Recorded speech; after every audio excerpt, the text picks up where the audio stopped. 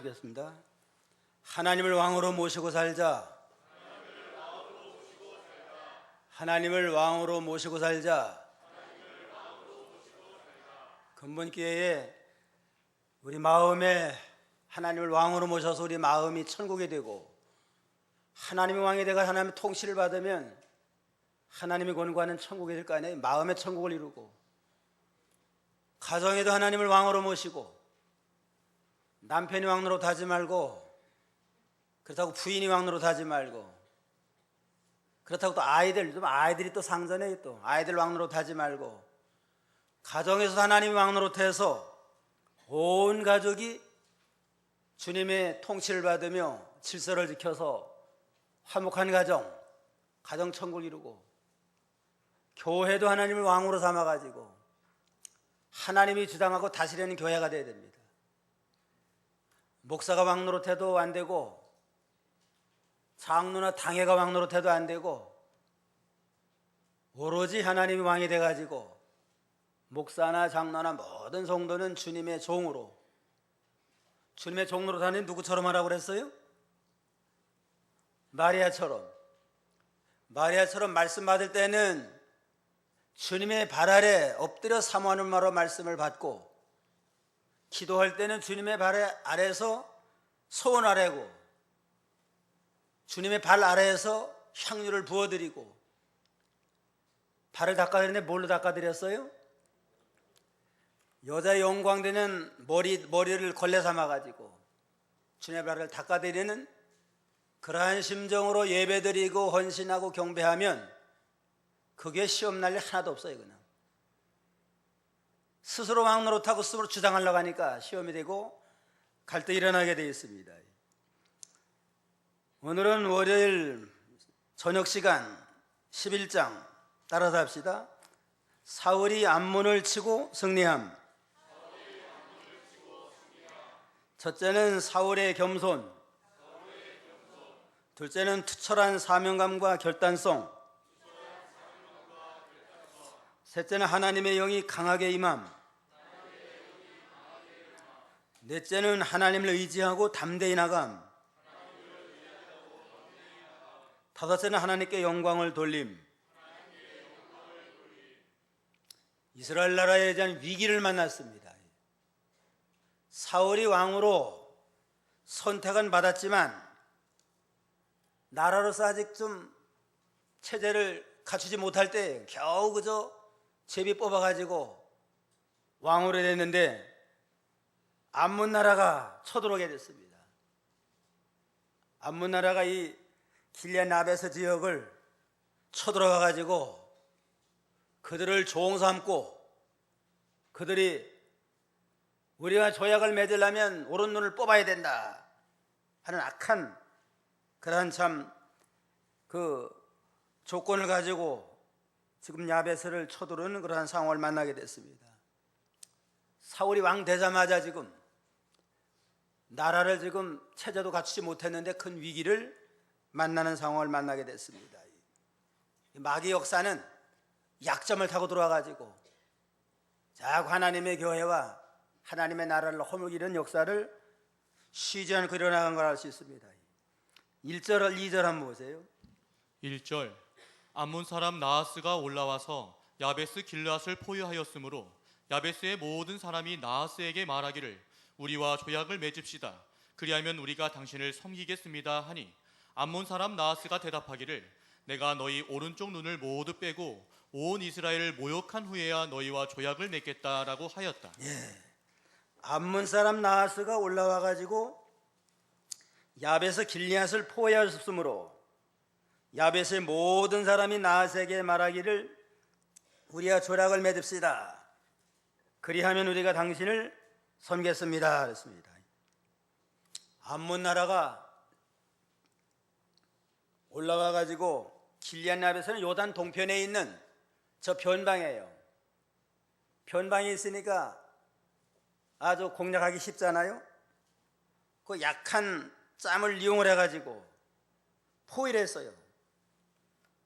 그냥 길앗 야베스 사람들이 대항도 못하고 항복을 하면서 우리 조약을 맺읍시다. 우리가 당신을 섬기겠습니다 하고 조약을 맺자고 하며 항복을 선언하니까 암몬 사람 나하스가 대답하기를 내가 너희 오른쪽 눈을 빼고 온 이스라엘을 모욕한 후에 너희와 조약을 맺으리라.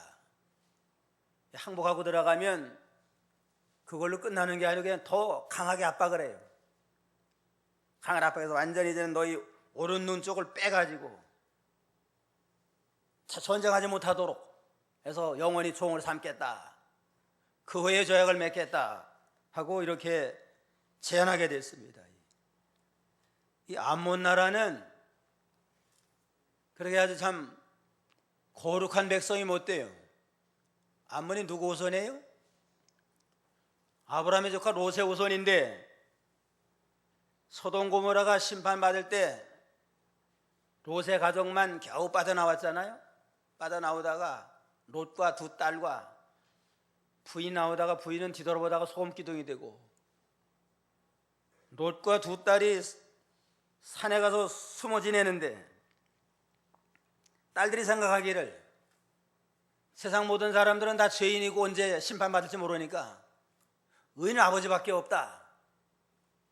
우리 자손을 보는 일은 아버지를 통해서 보는 수밖에 없다. 그렇게 잘못 생각을 하고 아버지가 술 취하게 해가지고 하루는 첫째 딸이 들어가가지고 자녀를 낳는데 그건 모압이다. 모압 후손의 조상이 되고 그 다음에는 또 아버지가 술 취한 다음에 둘째 딸이 들어가가지고 동침해가지고 자녀를 낳는데 그들이 암몬입니다. 이 암몬 나라는 출발부터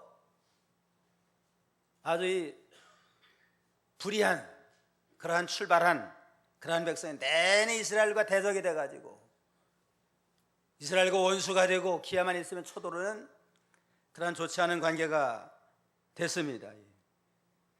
그런데 길리앗 야베스를 공략을 했는데 또 길리앗 야베스 사람들은 어떠한 사람들이냐? 이 사람들도 이스라엘은 이스라엘이지만 천적으로 하나님을 의뢰하고 천적으로 믿음 중심으로 사는 그러한 백성이 못 됩니다. 하나님이 이스라엘 백성이 가나안 땅을 축복의 땅으로 아브라함 때 약속의 땅을 하나님이 허락을 했는데 40년 광야 생활을 마치고 이제는 요단강 건너면 가나안 땅이잖아요. 들어가려고 할 때에 누벤 지파와 갓 지파 문 앞에 반지사가 요단강 건너의 모압 땅이 너무너무 좋아요. 그냥 목축하기도 좋고 농사하기도 좋은 땅이니까 하나님의 약속의 땅은 요단을 건너가지만 이들이 모압 땅을 탐내고 물질에 대한 욕심과 거기 살면 편안하겠다 그런 생각 때문에 여호수아에게 건의해가지고 우리 두 집합안은 여기에다가 기업을 삼고 살겠습니다 해서 요단 강을 건너가야 되는데 그래 약속의 땅 가나안 땅에 들어가는데 들어가지 못하고 모압 땅의 그 넓은 평야 목초지 이걸 탐내가지고 가나안 땅에 못 들어간 자들입니다. 그러니까 이 길리앗 야베스를 비롯한 그 사람들은 하나님의 백성이지만은 천적으로 하나님의 말씀만 붙들고 약속을 소망하고 믿어 나가지 못하고 하나님을 섬기면서 세상적으로 또 사업하기 좋은 곳 세상 물질 붙들고 나가는 어중간한 그러한 사람에게 천적으로 믿음으로 살지 못하고 믿음으로 살면서도 세상 걸 붙들고 사는 그러한 사람 어중간한 영적으로 어중간한 자니까 또 가나안 땅에서는 멀잖아요. 머니까 이 기회 있는 대로 이방 사람이 쳐들어와 가지고 그들을 괴롭히고 착취하는 그러한 상황에 처하게 됐습니다. 길리앗 야베스 사람들은 믿는 일을 하지만은 전적으로 하나님 의지하고 믿음으로 나가지 못하고 중간식으로 어중간하게 나가니까 시시때때로 이방 사람에게 침략을 받는 그러한 상황에 처하게 됐습니다. 그러니까 이걸 통해서 우리는 믿음 생활할 때 요단강 건너가서 전적으로 하나님과 하나님의 말씀 붙들고 나가면 더욱더 하나님에 의뢰하고 힘있게 믿음을 지켜나갈 수 있는데 멀찌감히 예루살렘 성도가 멀어지니까, 멀지가 않으니까, 떨어지니까 믿음도 멀어지고 마음도 멀어지고, 그러니까 믿음은 지키지만은 세상과 짝하는 중간치기로 나가는 그러한 신앙으로 나가니까 여러 가지 어려움을 많이 당하는 걸 우리가 여기서 알 수가 있습니다. 이걸 통해서 우리는 항상 하나님을 가까이 하는 신앙, 집으로 이사를 가도 성전 가까이에만 영적으로나 모든 면에 더 큰 은혜와 축복을 얻게 됩니다. 그래서 광야 생활할 때, 40년 광야 생활할 때에 장막을 칠 때 각 지파마다 뭐 살기 좋은 곳 편리한 곳에 장막을 치는 게 아니고 중앙에다가 장막 성전을 지어요. 광야 생활은 천막 치고 사는 생활이니까 천막 성전을 하나님이 그 구름 기둥이 머무는 곳, 거기다가 장막 성전을 짓고 동서남북 사방으로 12지파가 각 동쪽 3지파, 서쪽 남쪽 북쪽 각 3지파씩 12지파가 하나님의 성전을 삥 둘러가지고 장막을 치게 됩니다. 그러니까 장막 있는 사람은 눈 뜨고 장막문을 나오면 뭘부터 보여요? 하나님의 성전부터 보여요. 성전 보이고, 밤에도 불기둥들이 홀로 타오르니까 눈 뜨고 그저 장막만 나오면은 하나님의 성전 가운데, 불기둥 가운데 하나님 우리와 함께 하신다, 위로와 힘을 얻어나가고, 낮에는 또 구름기둥으로 계속 올라가니까 구름기둥 가운데 하나님 임재 소리를 지켜주신다 하는 그런 은혜 속에서 성전 중심 생활, 늘 교회 중심 생활하니까 광야 생활하는 동안 하나님이 보였습니다. 오늘날에도 항상 성전 중심 생활해야 돼요. 가능하면 집도 장만할 때 교회 중심으로 가까운 곳에 해서 언제든지 와서 기도하고 새벽 기도 잘할 수 있는 곳에 장막을 예배하고 나가면 더욱더 마음도 멀어지지 아니하고 믿음 생활의 유익이 많이 있습니다.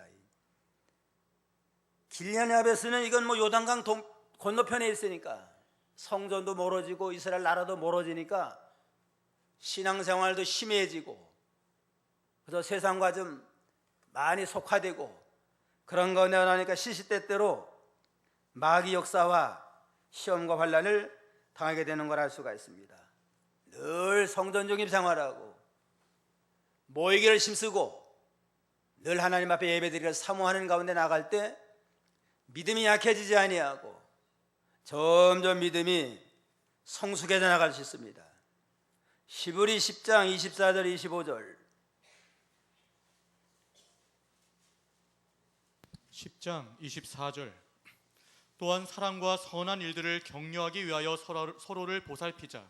어떤 이들의 습관처럼 모이기를 패하지 말고 오히려 열심히 모이도록 서로 권하며 그날이 가까워짐을 볼수록 더욱 그렇게 하자. 모이기를 패하지 말고 오히려 열심히 모이도록 서로 권하며 그날이 가까워질수록 더욱 그렇게 하여라. 말세가 될수록 자꾸 모이기를 패하는 자들이 많이 나와요.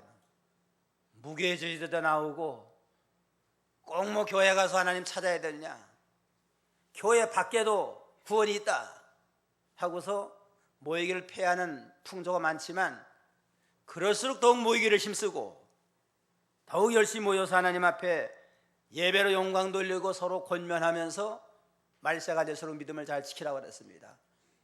늘 성전 중심 생활하고 늘 예배 중심 생활하는 믿음으로 나가야만 교묘한 마귀 역사를 이겨나갈 수 있습니다. 마귀는 오는 사람 두루 다니면서 삼킬자를 찾아요. 두루 다니면서 삼킬자를 찾아서 할 수만 있으면 택한 백성까지라도 넘어지게 하는 역사가 나타납니다. 두루 찾다가 약한 부분, 길리안 야베스처럼 유대 땅에서 모은 그 약점 있는 자들을 공략을 해가지고 자기 종을 삼습니다. 두루 다니다가 물질에 약하면 물질 가지고 시험을 하고, 정에 약하면 정욕을 가지고 시험을 하고, 또 여러 가지 명예 영광을 좋아하면 자꾸 또 명예 영광을 부추겨 가지고 또 시험을 해가지고 넘어지게 하는 이러한 때인 줄 알고 내 약점이 뭔가 새벽마다 약점을 붙들고 회개하며 지켜달라고 그러고, 그래서 모든 환난 시험을 이겨나가는 그러한 성도가 필요합니다. 이게 처음부터 바로 해야 돼요.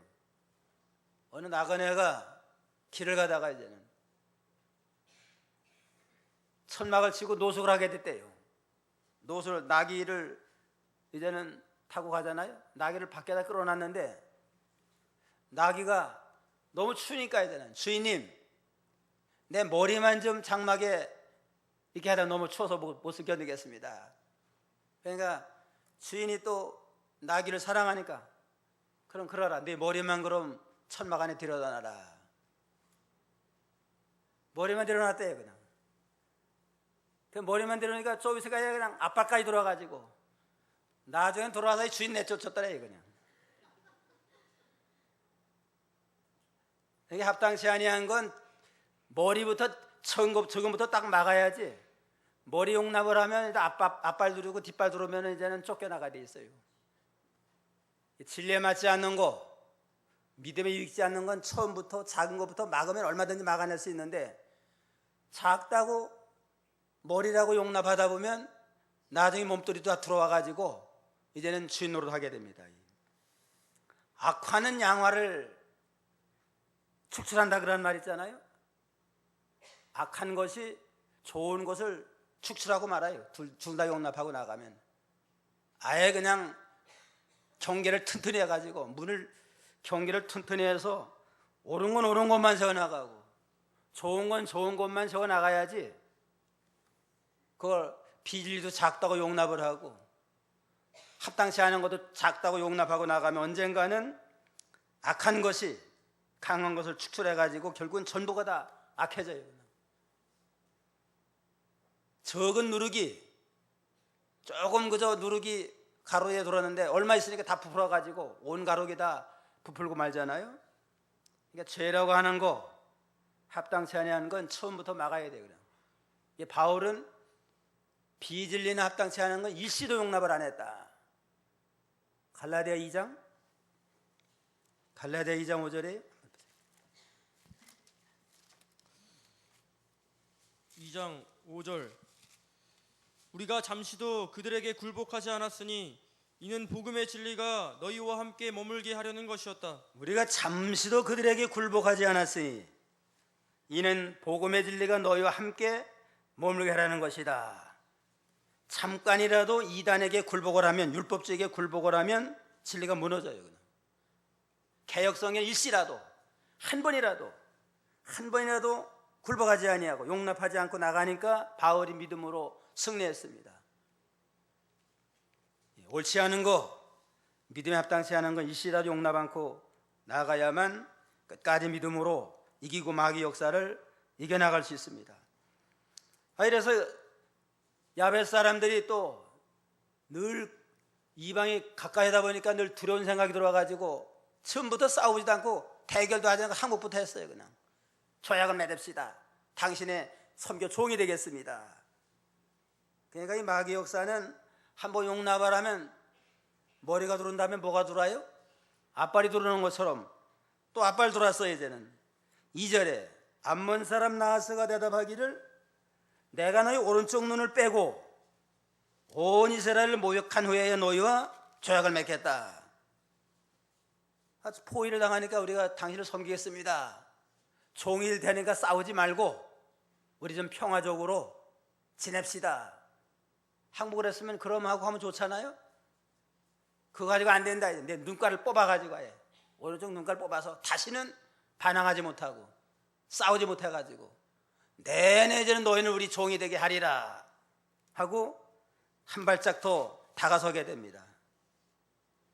마귀가 한 번 양보하지 않아야지. 한 번 양보하면 두 번, 세 번 먹혀 들어가요. 정조라고는 한 번이 중요하잖아요. 한 번 정조 이루면은 이제는 뭐 뚝이 무너져가지고 감당 못합니다. 죽더라도 일시라도 용납하지 않고 나가면 이기지만은 한 번 그저 한 번 양보하자. 술 먹는 것도 한 잔만 먹어라 그러면 한 잔 먹고 또 한 잔 먹는 거나 두 잔 먹는 거 두 잔도 또 먹고 구주 예수니까 이제는 9잔도 괜찮다. 그래가지고 점점 빠져들어간다고 그러잖아요. 처음부터 담대하게 나가야 돼요. 강하게. 야베스 사람들은 뭐 이건 그런 믿음이 없어요. 그냥. 그래가지고 지금 죽을 통을 만나게 됐습니다. 3절로 4절 한번 봅시다. 야베스의 장로들이 그에게 말하기를 우리에게 7일 동안 여유를 주십시오. 우리가 이스라엘 전역에 전령을 보내겠습니다. 만일 우리를 구원할 자가 없으면 우리가 당신에게 나아가겠습니다 하고 전령들이 사울의 기브아에 가서 백성의 귀에 그 사실을 전하자 모든 백성이 소리 높여 울었다. 야베스 장로들이 우리는 당신 섬겠습니다 하고 항복을 하면 더 이상 싸우지 않고 평화롭게 잘 살 줄 알았는데 오른 눈까지 뽑겠다. 그러니까 이제는 뭐 그건 용납할 수 없잖아요. 그러니까 일주일 기한을 달라. 여의를 주면 우리가 이스라엘 전역에 전령을 보내가지고 도움을 요청을 해서 그들과 함께 한번 해결해 보겠다. 그래도 해결이 안 되면 뭐 그대는 뭐 내 맘대로 하거라 하면서 지금 그 일주일의 여유를 얻게 됐습니다. 일주일 허락을 한 건 암몬 사람이 볼 때는 이스라엘의 왕이 지금 겨우 뽑히긴 뽑혔으면 군대가 있어요. 뭐가 있어요 지금. 일주일 줘도 소용없다. 결국은 우리에게 항복할 거다. 아마 그런 자신감을 가지고 이렇게 일주일의 여유를 허락하는 것 같습니다. 5절 한번 읽으세요. 5절. 5절 마침 사울이 밭에서부터 소를 몰고 오다가 말하기를 무슨 일로 백성들이 울고 있느냐 하니 그들이 야베스 사람들의 말을 그에게 전해 주었다. 이들이 되는 전령들이 와가지고 기브아 사울이 거하는 기브아 지방에 와서 울면서 통곡을 한 겁니다. 우리 지파가 이제는 다 눈알 뽑히고 암몬의 종이 돼가지고 죽게 생겼습니다. 통곡을 하면서 울며 안타까워하니까 기브아 사람들도 근심이 되고 이 상황을 이제는 사울이 알게 됐습니다. 밭에서부터 소를 몰고 오다가 무슨 일로 백성들이 울고 있느냐. 야벳 사람이 여차여차해 가지고 암몬 사람에게 지금 우리가 다 눈알 뽑히게 생겼습니다 하면서 안타까운 말을 하니까 사울이 자기가 왕인데 이제는 자기 관할에 있는 야벳을 암몬이 쳐들어와 가지고 오른쪽 눈을 뽑겠다고 하니까 지금 왕으로서 이제는 뭐 말이 아니잖아요. 이제는 가만히 있을 수 없다.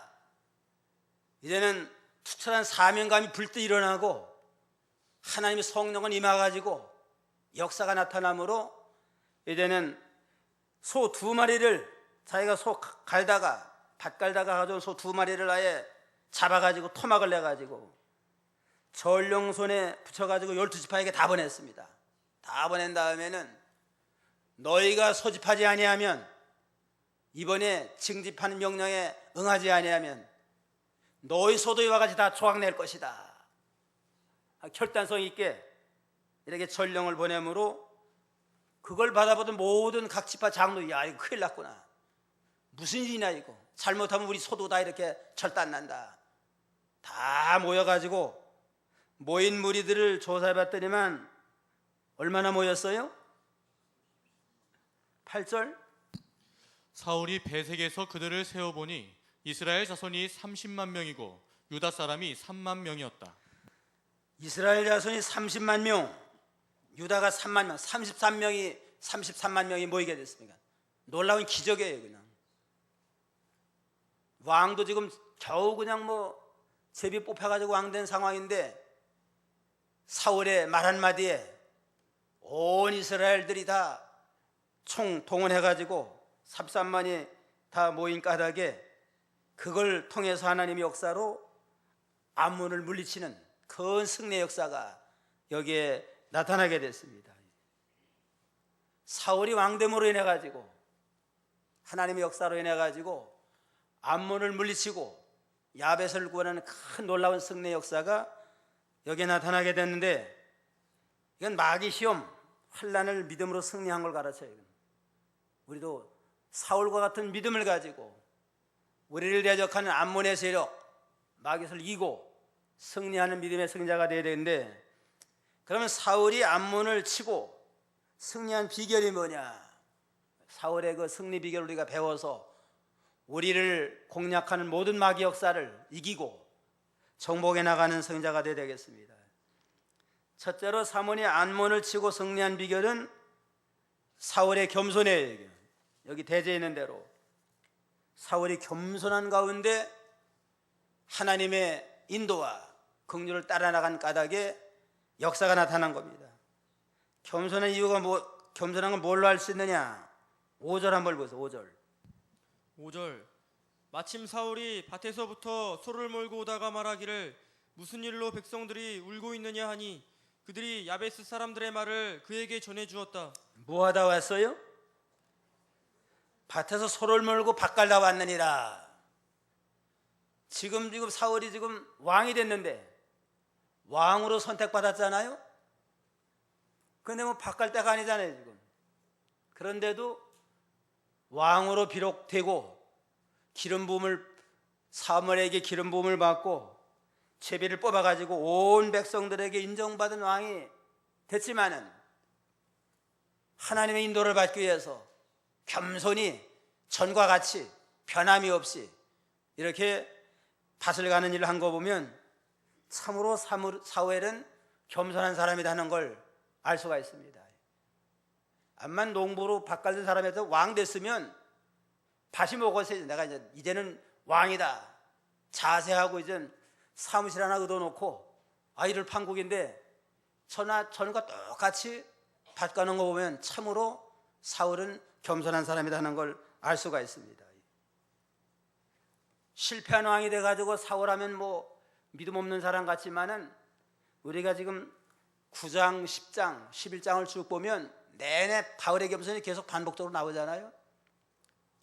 그러니까 사울은 그야말로 왕이 될 만한 그릇이에요.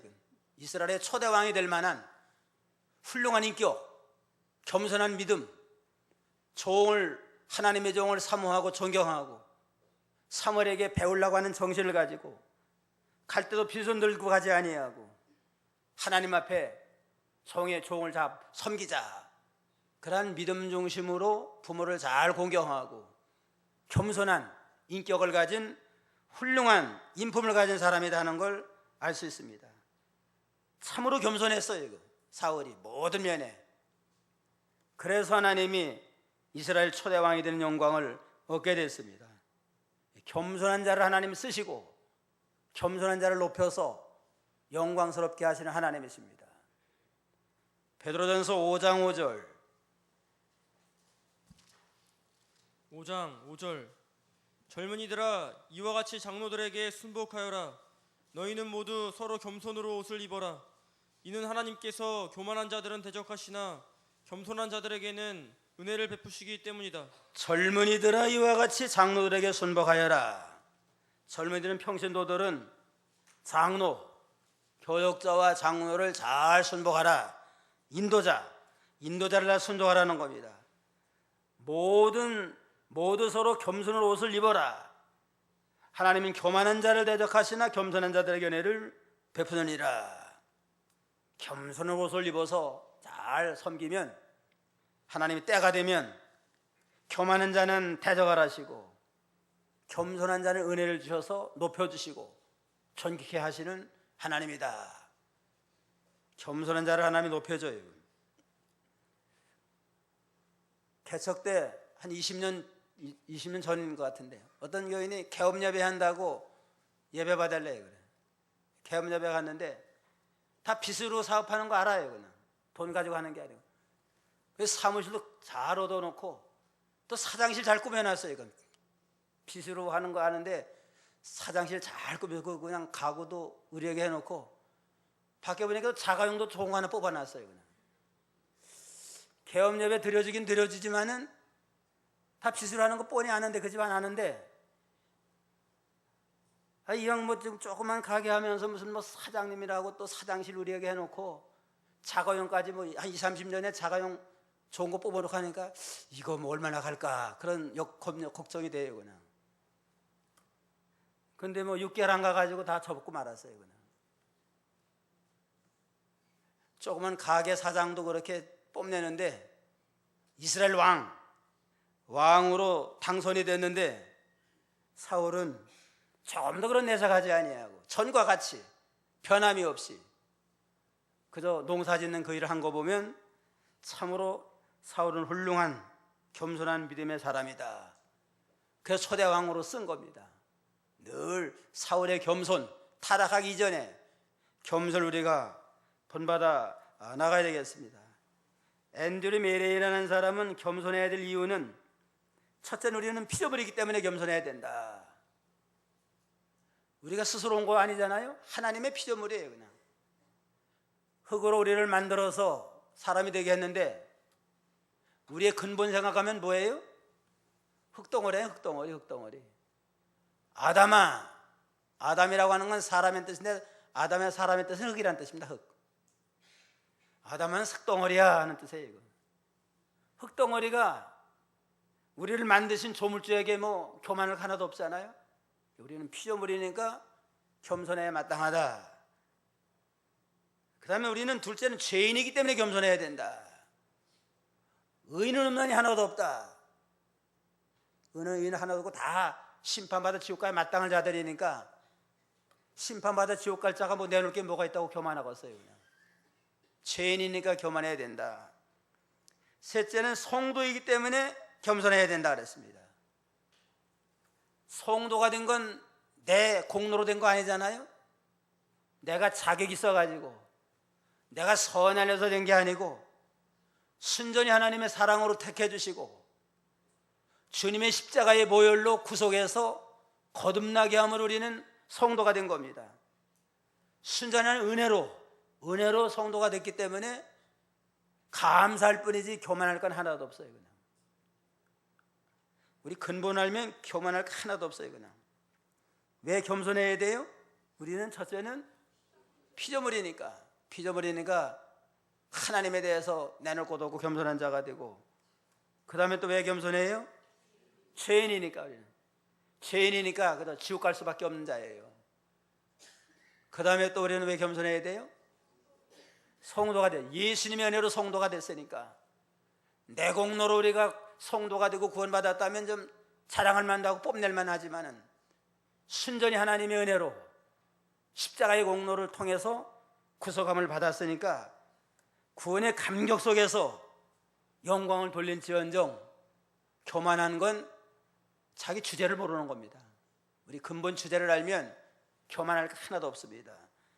사울은 이렇게 자기의 근본을 알고 겸손한 가운데 왕이 됐지만 뽐내지 아니하고 나가니까 하나님이 그를 불러 써서 아몬과 같은 대적이 왔지만 이기게 하는 승리자가 되게 했습니다.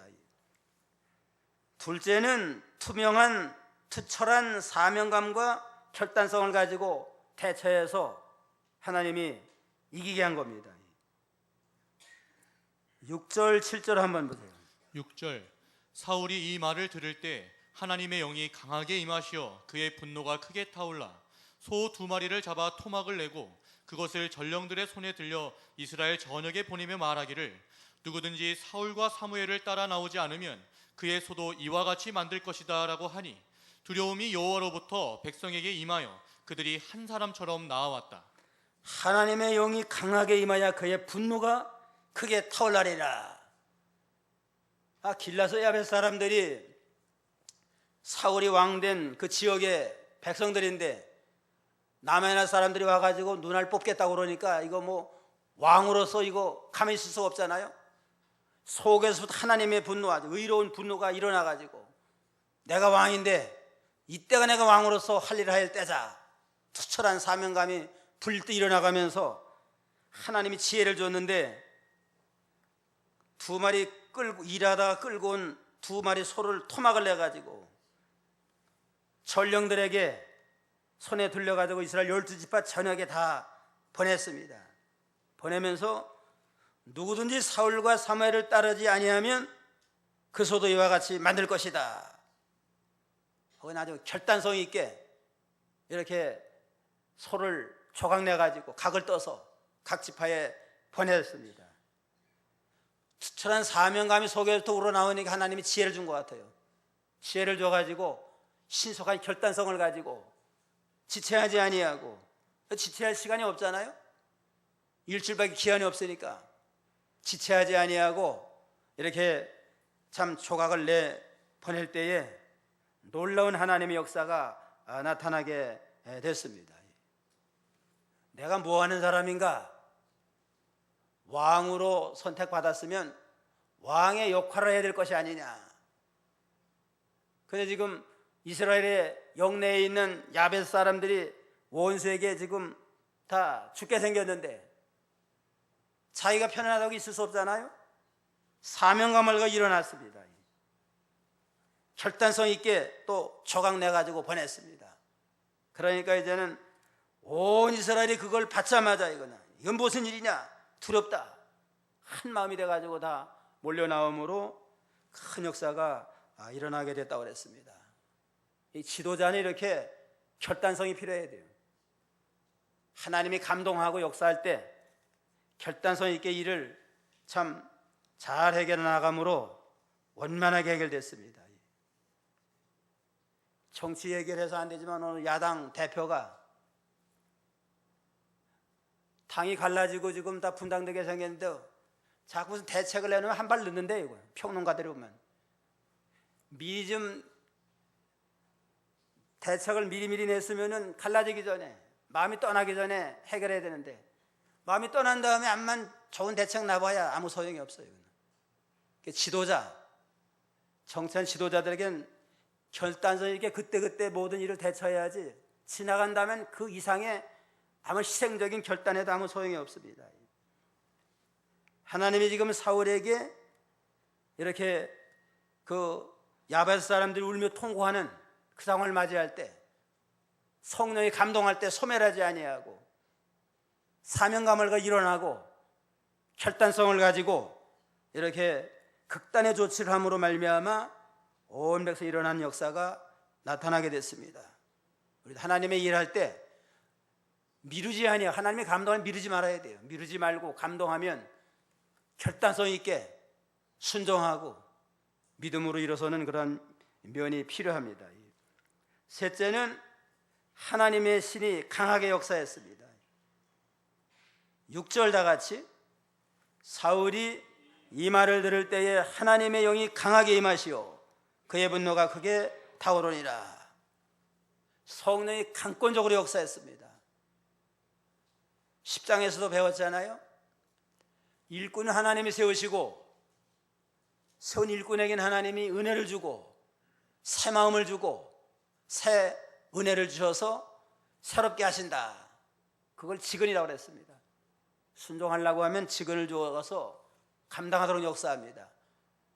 지금 사울도 이제는 왕으로서 이제는 나라가 어려움을 당할 때, 결단해서 일어나려고 할 때 성령도 강하게 역사해가지고 성령 충만한 가운데 역사함으로 하나님이 새로운 마음과 결심과 각오를 가지고 하나님을 위해 헌신하도록 역사했습니다.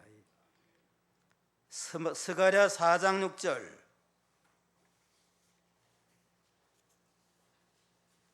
스가랴 4장 6절이요. 4장 6절.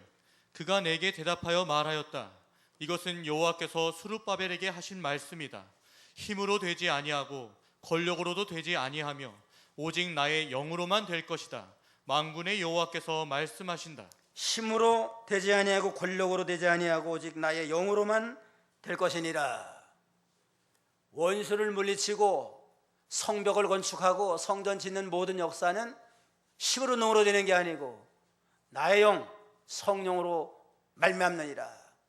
성령의 능력을 심입해 나가면 산지도 평지가 되리라 하는 하나님의 약속을 믿고 나감으로 스룹바벨이 성전 건축하고 이스라엘을 견고히 세워나가는 일에 크게 쓰임을 얻게 됐습니다. 그러니까 나는 부족하지만 성령이 함께하고 하나님의 능력이 강하게 역사하면 할 수 없는 걸 하게 하고 모든 걸 가능하게 하는 역사를 알 수가 있습니다. 하나님 쓰는 종들 보면 그때그때마다 성령이 강하게 역사했어요. 기도원에게도 하나님이 강하게 성령의 역사함으로 힘을 얻어가지고 이제는 300명을 가지고 미디안 메뚜기와 같은 많은 무리들을 물리친 역사가 있고, 입다 사사에게도 하나님의 영이 또 임했습니다. 또 삼손에게도 하나님의 영이 임함으로 사자를 손으로 찢어 죽이는 역사가 나타났습니다. 사사기 14장 6절 14장 6절 여호와의 영이 그에게 강하게 임하시니 그가 손에 가진 것이 없었는데도 염소 새끼를 찢듯이 그 사자를 찢었으나 그는 자기 부모에게 자기가 한 일을 알리지 않았다. 여호와의 영이 그에게 강하게 임하시니 그가 손에 가진 것이 없었는데 염소 새끼를 찢듯이 사자를 찢었느니라. 하나님의 영이 임하면 사자도 염소 새끼 찢듯이 찢도록 초인적인 하나님의 역사가 나타나게 됩니다. 사명받은 자가 하나님의 나라를 위해서 사명으로서 일어나면, 사명감으로 일어나면 하나님의 성령도 강하게 역사해서 역사를 이뤄나가도록 섭리하시는 걸 하나님을 알 수 있습니다. 이 사도들이 예수님이 로마 군병에게 붙들리니까 다 도망갔잖아요. 다 도망가고 베드로는 구경꾼으로 따라갔다가 예수님 부인하는 아주 비겁한 자들이고 이렇게 아주 떳떳하지 못한 자들이었는데 오순절 성령이 임한다면 변해서 새 사람이 됐습니다. 죽음 앞에도 두려워하지 아니하고 담대하게 복음의 사명을 감당했습니다. 사도행전 4장 18절로 20절 4장 18절 그들을 불러 예수님의 이름으로 절대로 말하지도 말고 가르치지도 말라고 명령하였다. 그러나 베드로와 요한이 그들에게 대답하여 말하였다. 하나님보다 너희의 말을 듣는 것이 하나님 앞에서 옳은 일인지 판단해 보아라. 우리는 보고 들은 것들을 말하지 않을 수 없다. 여기는 상해드린 공회 앞에 유대 나라의 최고의 의견기관, 여기서 예수님 십자가에 못 박도록 결의했고 그야말로 사람을 죽일 수도 살릴 수 있는 그 공회 앞에서 예수의 이름을 절대로 말하지 말아라 하고 가르칠 때에 베드로와 요한이 담대하게 하나님보다 너희 말 듣는 것이 하나님 앞에 옳은가 판단하라. 우리는 보고 들은 걸 말하지 않을 수 없다 하고 생명 내놓고 담대하게 말하며 복음 증거의 사역을 감당을 했습니다. 이게 성령의 역사예요. 성령이 강하게 역사함으로 사명 감당하도록 한 것처럼 사울은 이스라엘 왕으로 지금 선택됐으니까 이스라엘 나라를 구하자, 나라를 지키자는 사명감을 가지고 나가니까 성령 충만한 가운데서 모든 역사를 감당해 나가도록 역사했습니다. 넷째는 하나님 의지하고 담대하게 나갔습니다. 저는 하나님이 성령으로 강하게 하니까 담대하게 나갈 때 모든 대적을 다 물리쳤습니다. 9절로 10절 9절 그들이 야베스에서 온 전령들에게 말하기를 너희는 야베스 길르앗 사람에게 내일 햇볕이 뜨거워질 때 너희에게 구원이 있을 것이다 라고 말하여라 하니 전령들이 돌아가서 야베스 사람들에게 알리자 그들이 기뻐하여 말하기를 우리가 내일 당신들에게 나아가겠습니다. 그때 당신들이 보기에 좋은 대로 우리에게 행하십시오 라고 하였다. 이런 야베스 전령들에게 사울은 성령이 강하게 역사하니까 반드시 하나님이 이기게 해주신다 하는 확신을 가지고 이제는 내일 햇볕이 뜨거워질 때 너희 구원이 있을 것이다. 그러니까 그렇게 암몬 사람에게 말하라고 그랬습니다. 그래가지고 그들이 이제는 암몬 사람들에게 이제는 너 마음대로 하거라 하고 사실을 알려줬어요. 그때 이스라엘 사람들이 담대하게 나가서 그들을 물리쳤습니다. 11절 이튿날 사울이 백성을 세 부대로 나누어 새벽에 적진 한가운데로 들어가서 날이 뜨거울 때까지 암몬 사람을 죽이니 남은 자들이 다 흩어져 둘도 함께 있지 못했다. 내일 햇볕이 뜨거울 때 너에게 구원이 있을 것이다 하고 야베스 사람들에게 그래 내일 만나자 해놓고서 나의 그날 새벽에 그냥 세대로 나눠 가지고 33만 명이 그냥 일시에 쳐들어가니까 그 모든 자들 다 물리치고 남은 자가 다 흩어져 가지고 대승리하는 큰 역사를 이뤄나가도록 했습니다. 군대도 하나 없었지만 사명감을 일어날 때 성령이 강하게 역사함으로 하나님이 참 이 사울을 통해서 이스라엘을 구원하는 큰 전과를 거두는 역사가 나타나게 됐습니다. 이긴 다음에도 또 아주 지혜롭게 일처리를 잘했습니다. 12절로 13절. 백성이 사무엘에게 나와 말하기를 사울이 어떻게 우리를 다스리겠느냐라고 말한 사람이 누구입니까? 그 사람들을 넘겨 주십시오. 우리가 그들을 죽이겠습니다라고 하였으나 사울이 말하기를 오늘은 사람을 죽일 수 없으니 오늘 여호와께서 이스라엘 가운데 구원을 베푸셨기 때문이다라고 하였다. 사울이 대승리한 다음에 사울의 추종자들이 사울이 제비 뽑아가지고 왕이 되니까 비웃는 사람이 있었습니다. 어떻게 사울이 이스라엘 왕이 되겠느냐 하고 비웃고 이렇게 조롱하는 자들이 있었는데 이때에 그런 사람들 이제는 다 처치합시다. 왕을 무시하고 조롱한 사람들 가만두면 되겠습니까? 이때는 뭐 한마디만 하면 그들 다 처치해가지고 아주 사울의 권위를 세워나갈 수 있습니다. 근데 사울이 오늘같이 좋은 날 하나님께 영광을 돌려라. 하나님이 승리케 하던데 내게 한 거 아니고 하나님이 하셨다. 하나님께 영광을 돌리고 이 좋은 날에 비록 나를 조롱한 자라 할지라도 죽이는 건 합당치 않다. 너그러운 마음을 가지고 그들 사랑으로 품었습니다. 하나님께 영광을 돌리며 관용한 마음을 배우는 거 그야말로 이스라엘 왕이 될 만한 훌륭한 그릇 아니에요? 오늘 사울이 승리한 거, 암몬을 치고 승리한 역사, 비결 첫째가 뭐라고 그랬어요? 겸손. 사울의 겸손한 가운데 하나님이 쓰시고, 둘째는 투철한 사명감과 결단성을 가지고 나가니까 하나님이 함께 하시고, 셋째는 하나님이 강하게 임하시고, 넷째는 하나님을 의지하고 담대하게 나갔고, 다섯째는 하나님께 영광을 돌렸습니다. 영광을 돌리고 또 관용한 마음으로 자기를 조롱하는 자들도 처벌하지 아니하고 서로 잘 감싸줌으로 더욱더 이스라엘 나라가 견고히 서나가는 그러한 계기가 됐다고 그랬습니다. 우리 사울과 같은 이러한 믿음을 가지고 지금 타락하기 전에 얼마나 믿음 잘 지키고 아주 너그러운 마음을 가지고 잘했어요. 그냥 이러한 믿음으로 우리가 각 부서를 너그럽게 잘 인도하고 맡겨준 또 구역이나 맡겨진 파트를 잘 감당해서 우리 교회가 구역이 활성화가 되고 부서가 활성화돼서 온 교회가 날로 부흥 발전되는 그러한 믿음의 역사를 이루어나가도록 해야 되겠습니다. 기도하겠습니다.